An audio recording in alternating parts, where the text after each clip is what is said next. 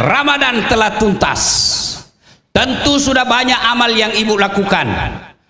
Malam hari kita tarawih, subuh hari kita makan sahur, siang hari meskipun kerja kita alhamdulillah tetap kerja meskipun puasa, sore hari kita tadarusan, maghrib lagi kita buka puasa, akhir Ramadan kita keluarkan zakat harta dan zakat fitrah. Banyak amal yang telah kita lakukan. Seiring dengan amal-amal itu, Nabi memberikan garansi, man shoma ramadana imanan wahtisaban ghufira lahu ma taqaddama min zambihi.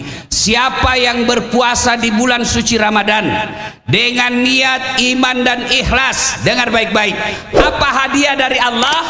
Allah ampuni dosanya yang telah lalu dan yang akan datang. Bayangkan Pak, baru puasa, belum tarawih, belum witir, belum ngaji, belum tadarus, belum sedekah, belum itikaf, puasa saja Nabi kasih jaminan, dasat diampuni dosamu yang lalu plus yang akan datang.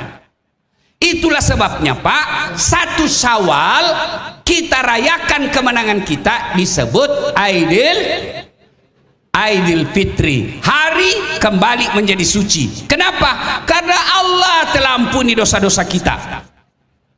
Nah sekarang pertanyaan, dosa yang bagaimana diampuni Allah di bulan suci Ramadan?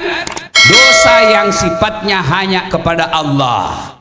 Sementara dosa kepada ibu menteri, dosa kepada security, dosa kepada cleaning service, dosa kepada pegawai honor. Ada pegawai honor sini yang disebut PTT, pegawai tidak tetap, 5 tahun kemudian TTP, tetap tidak pegawai. Nah dosa kepada semuanya, tetangga, teman kantor. Kata Allah, saya belum ampuni dosamu itu sebelum kau minta maaf sama yang bersangkutan. Itulah sebabnya kita Indonesia punya tradisi. Saya jelaskan sekali lagi. Itulah sebabnya Indonesia punya tradisi. Apa? Halal bihalal. Halal bihalal ini Pak, bahasa Arab yang di Arab sendiri tidak pernah dipakai. Iya, Bapak ke Saudi cari halal bihalal, tidak ketemu. Maka halal bihalal ini khas budaya Indonesia yang kalau kita terjemahkan secara sederhana menghalalkan yang tadinya tidak halal. Maka tepat sekali tema kita merajut silaturahmi. Merajut itu berarti ada sempat putus, ada sempat robek, ada sempat cerai, kita rajut kembali, jahit kembali, supaya apa? Kita bisa membangun negeri kita. Itulah makna halal bihalal. Merajut persaudaraan, menghalalkan yang tadinya tidak halal. Nah pertanyaan, kepada siapa berhalal bihalal? 1, kepada istri dan suami. Pak jujur, sudah minta maaf sama istri? Bohong. Paling minta maafnya juga tidak syar'i. Bu, maaf lahir batin ya. Oh tidak begitu caranya bos. Suaminya Pak Menteri, suaminya Bu Menteri, sudah minta maaf sama Menteri. Ini Bapak, Pak Kiai ini, Bapak ini makhluk langka Pak. Dari hampir 300 juta rakyat Indonesia, Bapak salah satu laki-laki yang istrinya Menteri. Kalau istri saya hanya ibu rumah tangga. Dan saya bisa bayangkan bagaimana tekanan seorang suami yang istrinya Menteri. Masya Allah. Saya aja ibu, bohong, tidak ada orang jago depan istri Pak. Bohong semua Pak. Kata istri saya Bu Menteri, apa dia bilang? Ustadz, kau boleh singgah panggung di luar, kau boleh singgah mimbar di luar, kalau di rumah Hello Kitty. Hancur saya Pak. Pak Teol Sabuaga ketawa juga Pak. Bapak-bapak juga pasti Pak. Mana ada orang, tidak ada orang jago depan istri Pak. Apa kita takut? Tidak. Saya tidak pernah takut sama istri saya. Cuma istri saya lebih berani dari saya. Ini. Belanda dan Jepang sudah lama meninggalkan menjajah Indonesia, tapi masih ada penjajahan di atas bumi kita, Pak. Mana buktinya? Bapak saya yakin kalau serahkan HP ke istri, Bapak bisa kena serangan jantung. Kenapa? Terlalu banyak Bapak tipu istri. Itulah sebabnya halal bihalal lah kepada istri. Bapak, hoi, mau tahu jagonya istri? Bapak gajinya berapa? Hah? Paling oke lah 7 juta. Apa bisa hidup di Jakarta 7 juta? Ada cicilan rumah, cicilan mobil, cicilan motor, biaya sekolah anak-anak. Kalau Bapak yang pegang itu 7 juta, saya yakin Bapak baru 4 bulan sudah stres. Tapi istri 7 tahun sudah jadi istri, 5 juta dia bisa kendalikan. Kenapa? Karena kalau uang suami sudah dipegang istri, susah keluar. Inilah ibu-ibu. Maka minta maaflah kepada istrimu. Dan jangan lupa, kalau minta maaf syariatnya: 1, jabat tangannya; 2, pandang matanya. Maka orang yang jabat tangan berhalal bihalal sambil menerima telepon, itu tidak diterima maafnya. Ya. Oh, enggak begitu. Kau biar tinggi sekolahmu, kau hina di hadapan Allah, kau tidak muliakan orang yang jabat tangan sama kau. 1, jabat tangannya; 2, pandang matanya; 3, senyum. Selama kau tidak senyum, berarti kau tidak maafkan dia. Apalagi kalau matamu melotot. Enggak. Islam senyum. 4, salawat kepada Nabi. Kenapa? Nabi informasikan siapa yang bertemu, lalu mereka berjabat tangan dan bersalawat kepadaku, tidaklah mereka berpisah setelah, kecuali Allah telah memaafkan dosa di antara mereka. Maka salawat. Coba salawatmu juga jangan yang asal ada. Salam. Enggak apa itu. Nah, enggak. Allahumma salli ala Sayyidina Muhammad wa ala ali Sayyidina Muhammad sambil senyum. Dan ini yang paling penting, yang kelima, sebut judulnya dosamu.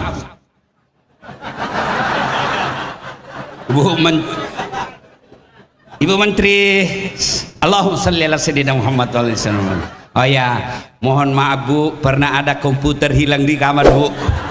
Saya hilap Ibu. Saya nggak, kau ya? Iya Bu. Oke, saya maafkan kau ketika kembali komputer yang telah kau ambil. Maka saudaraku yang pernah mengambil inventaris kantor Kementerian Ketenagakerjaan, besok atau hari ini kembalikan printer, kertas, laptop, semen, seng. Kembalikan. Selama kau tidak kembalikan, selama itu dosamu tidak dimaafkan. Dan kalau kau tidak kembalikan dan ajal menjemput, semua inventaris negara yang kau ambil disuruh pikul di padang mahsyar kelak.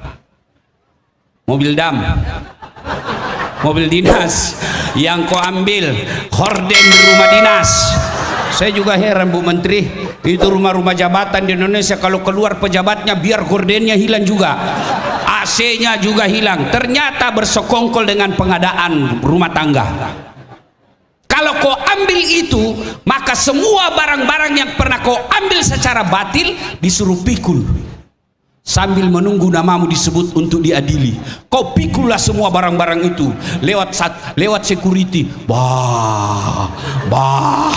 Ternyata Bapak yang gambil, saya yang dipecat. Ini.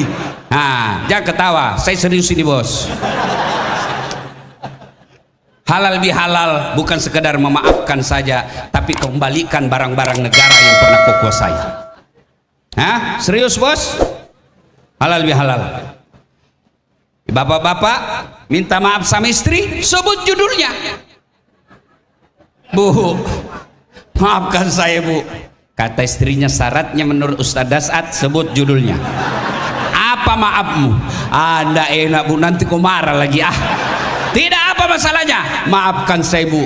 Apa masalahnya? Janji tidak marah ya? Iya, saya tidak marah. Maafkan saya Bu, waktu saya dinas ke Manado Ibu, aduh saya hilap Ibu, Ada perempuan mirip betul sama kau, Bu. Aduh, saya hilap ibu, maafkan saya ibu, saya hilap. Kata istrinya, enggak apa-apa Pak, begitulah memang manusia biasa. Kadangkala kita hilap. Karena waktu kau hilap, saya pun hilap Pak. Selesai saya ceramah begini, ada yang datang sama saya, dia bilang, masalah ini ceramahmu Pak Ustadz. Kenapa? Saya tetangga tentara. Terus waktu dia pergi tugas ke Papua, saya pacaran sama istrinya. Apakah setelah pulang nanti itu saya bilang, Pak maafkan saya pacar istrimu? Ya jangan cari masalah. Pak bisa meletus kepalamu itu. Artinya kalau banyak risikonya Pak, diam saja.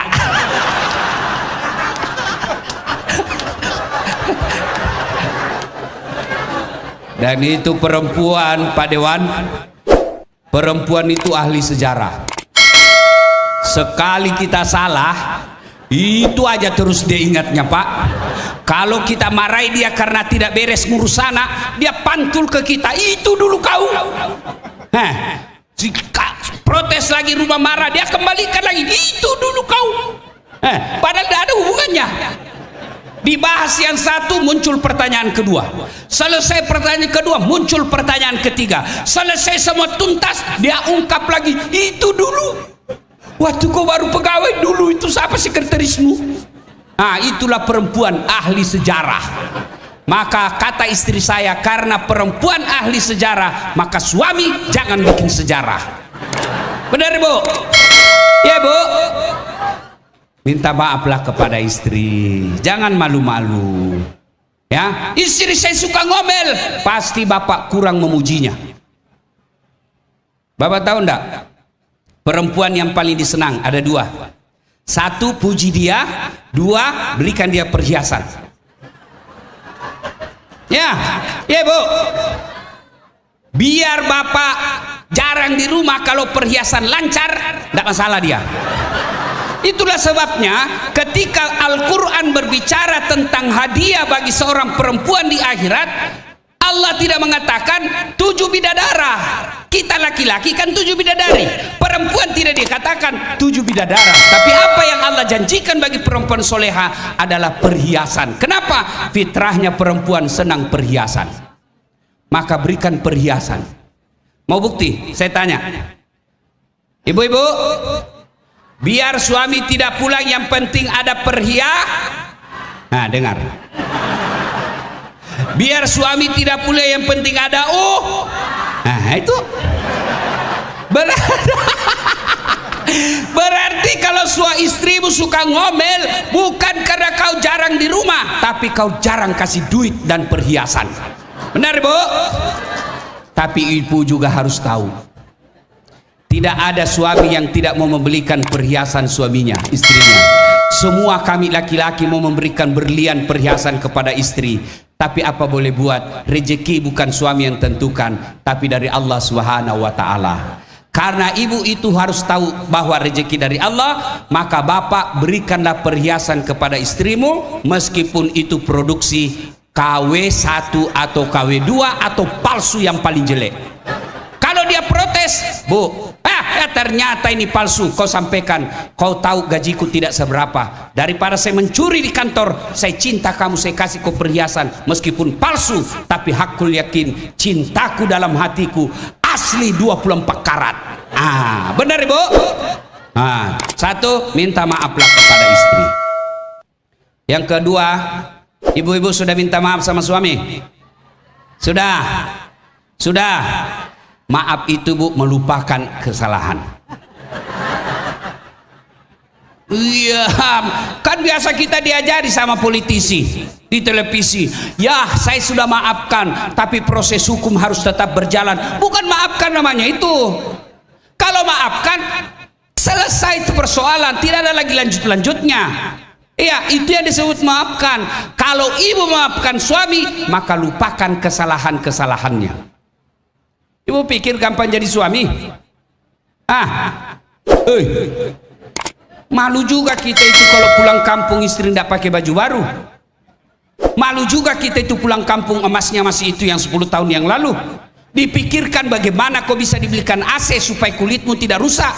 Dipikir bagaimana kau dicicilkan mobil supaya pulang kampung kau bermartabat, dan itu semua dipikir oleh suamimu. Mana pernah kau pikir suami bisa beli emas? Ya bu, maka jangan suka ngomel. Tak nampak, saya bela kau hari ini. Saya tahu semua kau takut sama istrimu. Ada kawan saya Kapolres, dia cerita ke saya, Kapolres pak, dia masuk ke kamar Kapolres, dia marah-marah sama stafnya. Kenapa? Di dalam ruang Kapolres terlalu banyak tulisan dilarang merokok, no smoking, dilarang merokok, karena Kapolres merokok. Dia marah-marah, siapa yang tempel-tempel ini stiker ini larang merokok? Siapa? Ini kantor Kapolres atau SPBU? Siap salah pak, siap salah komandan. Tidak, siapa ya? Tidak ada yang ngomong. Siapa ya? Tidak ada. Siap salah komandan. Oh, saya tahu. Pasti ibu Kapolres toh? Iya. Kau takut sama ibu Kapolres? Bapak Kapolres saja takut. Ayo, halal bihalal, lupakan kesalahan istri, lupakan kesalahan suami. Yang kedua, kepada siapa lagi kita meminta maaf? Kepada tetangga. Ada orang soleh, Senin Kamis puasa, Ramadan tiap malam dia taraweh, tapi depan rumahnya bertengkar gara-gara parkir, sebelah kirinya bertengkar gara-gara got, sebelah kanannya bertengkar gara-gara binatang ternaknya, belakang rumahnya bertengkar gara-gara pohonnya nyebrang ke tetangganya. Orang seperti itu bukan orang baik, karena orang baik kata Nabi, khairun nas anfa'hum linnas, sebaik-baik manusia di antara kalian yang paling banyak manfaatnya buat orang lain. Ada orang kita lihat di kantor, hitam jidatnya gara-gara sholat, dia terusan tiap hari, tapi egois, sombong, suka meremehkan orang, takabur bicara, melecehkan, seolah-olah dialah panitia hari kiamat. Semua yang berbeda dengan dia dianggap salah. Ada begitu? Ada. Saya aja dituduh-tuduh tidak sunnah. Itu kan di medsos saya pernah masuk, ada daftar Ustadz Sunnah 1, 2, 3, anda ada nama saya. Daftar tidak sunnah, saya nomor 5. Saya komplain, kenapa kau tuduh saya Islam tidak sunnah? Ustadz bicara-bicara sunnah tapi kau tidak pelihara sunnah. Maksudnya apa? Kau tidak pelihara jenggot? Ya mau diapa kalau tidak mau tumbuh? Iya kan? Nah, orang seperti ini muliakah di hadapan Allah? Tidak. Orang mulia meskipun sholatnya biasa, meskipun hajinya tidak, tapi karena baik sama semua orang, dia orang yang mulia di hadapan Allah. Nah, makna halal bihalal, minta maaflah kepada tetangga. Betapa pentingnya bertetangga, sehingga sampai Nabi katakan, kalau kalian bertetangga dan itu ruas rumahmu, pagar, ada kita punya tanam mangga, dan mangga yang kita tanam itu ranting dahannya nyebrang ke tetangga, pagarnya tetangga, maka yang nyebrang itu dari pagar haknya tetangga, halal dia makan. Mahasiswa saya ngomong, Ustadz, bagaimana kalau istrinya tetangga menyeberang pagar? Oh, itu lain pasalnya itu. Ya Bapak, saudara-saudara sekalian, makna halal bihalal adalah merajut kebersamaan. Pilpres telah selesai. 01, 02, 03 tidak ada lagi cerita. Sekarang saatnya 00. Ya, apa gunanya kita bertengkar selesai Pilpres? Kalau para kandidat tim sukses bertengkar di medsos, itu di medsos, di Singapura dia ngopi bareng. Ibu-ibu masih ingat Pilpres 2019? Masih? Siapa yang tanding? Bapak Jokowi dengan Prabowo. Siapa yang menang? Jokowi. Siapa menterinya? Satu paket lagi dia Pak. Sekarang kalian masih bertengkar dari 2019. Apa namanya kalau bukan beleng-beleng?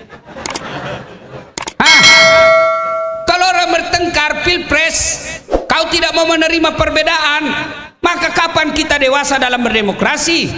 Kepada Ibu Menteri, selesai Pilpres, yang tidak bersama dengan dukungan Ibu, jangan kasihan dimutasi. Ini kadang-kala kita pejabat berbeda pilihan dengan anggota dan staf kita, langsung dimutasi. Yang tadinya kepala dinas tiba-tiba menjadi staf ahli, ahli yang tidak ada stafnya. Jangan, sudahlah. Kita rajut kembali kebersamaan. Wa'tasimu bihablillahi jami'a wa la tafarraku. Berpegang teguhlah kau kepada tali persaudaraan agama Allah dan janganlah engkau bercerai-berai. Satu kali Nabi lagi duduk-duduk di masjid. Tiba-tiba Nabi bersabda, sebentar lagi akan muncul penghuni surga. Semua sahabat melihat ke pintu masjid. Siapa yang dibayangkan? Abu Bakar. Oh, bukan. Oh, Umar. Bukan. Oh, Utsman. Bukan. Ali bin Abi Thalib. Bukan. Ternyata siapa? Orang Badui, hitam, lusuh wajahnya, bajunya pun tidak karuan. Dia masuk ke dalam masjid, dia kemudian duduk. Orang lihat-lihati, kenapa dijamin Nabi masuk surga ini? Besok pun begitu. Nabi katakan, sebentar lagi akan masuk penghuni surga. Orang bayangkan Khulafaur Rasyidin, ternyata masih orang yang sama. Penasaran Abdullah bin Mas'ud, kenapa ini dijamin masuk surga? Maka dia datang ke rumahnya yang dijamin masuk surga. Assalamualaikum warahmatullahi wabarakatuh. Waalaikumsalam warahmatullahi wabarakatuh. Kata yang dijamin masuk surga. Masuk. Abdullah berkata, Tuan, boleh tidak saya nginap di rumah? Memang kenapa? Saya diusir dari rumah oleh istri saya. Itu dulu, Bu, dulu. Sekarang, Ibu, jangan coba-coba kau bilang sama suamimu jangan pulang sekalian. Oh, gembira dia. Sekarang ada hotel. Begitu kau bilang jangan pulang, suami merdeka, balik belakang, merdeka. Lalu dia kata dia dijawab, silakan nginaplah Abdullah. Malam hari Abdullah bangun salat tahajud, Pak. Ini orang cuma tidur. Pagi hari Abdullah salat duha. Ini orang cuma duduk-duduk. Sore hari Abdullah bin Mas'ud lagi tadarusan. Ini orang cuma santai-santai aja. Hari kedua juga begitu. Bangun Abdullah salat tahajud. Ini orang cuma tidur. Hari ketiga Abdullah punya kesimpulan, ini orang lebih banyak amal saya dari dia. Dia lalu terus terang, Tuan, saya mau jujur ini. Apa? Sebenarnya bukan karena saya diusir dari istri. Apa? Saya mau lihat apa amalmu sehingga Nabi jamin kau masuk surga. 3 kali Nabi ucapkan itu. Saya penasaran, apa amalmu sih? Kata ini si jamin surga. Nggak ada, kau lihat Tuan, kau lebih banyak amalmu toh dari saya. Kau tahajud, saya tidur. Kau sholat duha, saya duduk-duduk. Kau tadarusan, saya liatin aja kamu. Lebih banyak amalmu. Oh begitu, saya pulang. Pulang Abdullah. Belum jauh dipanggil Bu. Abdullah, tal. Ada yang saya lupa, apa? Ada kebiasaan saya, apa gerangan? Setiap saya mau tidur, saya selalu berdoa kepada Allah tiap malam. Ya Allah, maafkanlah orang yang menyakitiku hari ini. Ampunilah mereka yang mengkhianati dan menyakitiku hari ini, karena sesungguhnya aku telah memaafkan mereka sebelum aku tidur. Lalu Abdullah bin Mas'ud katakan, itulah yang menyebabkan kau masuk surga. Tidak semua orang punya sifat seperti itu. Maka ibu kalau mau gampang masuk surga, maafkan suami. Bapak-bapak kalau mau masuk surga, maafkan staf. Saudara-saudara kalau mau gampang masuk surga, jadilah insan pemaaf. Makna dari kisah sederhana ini, biar bapak ibu sholat ibadah mahdanya baik, hablum minannasnya rusak, kalian akan dipersulit masuk surga nanti. Kenapa? Terlalu banyak orang yang pernah bapak sakiti. Inilah makna halal bihalal, saling memaafkan. Poin ketiga, sekarang bagaimana cara berhalal bihalal? Berhalal bihalal paling efektif, menyambungkan persaudaraan paling efektif adalah sedekah. Tidak ada orang tidak senang sedekah, dan tidak ada orang senang orang pelit. Saya mau tanya ibu-ibu, senang menteri yang pelit atau dermawan? Tidak usah takut. Senang yang pelit atau dermawan? Dermawan. Bapak-bapak senang mantu yang pelit atau dermawan? Senang teman yang pelit atau dermawan? Senang tetangga yang pelit atau dermawan? Tuh dengar, tidak ada yang suka orang pelit.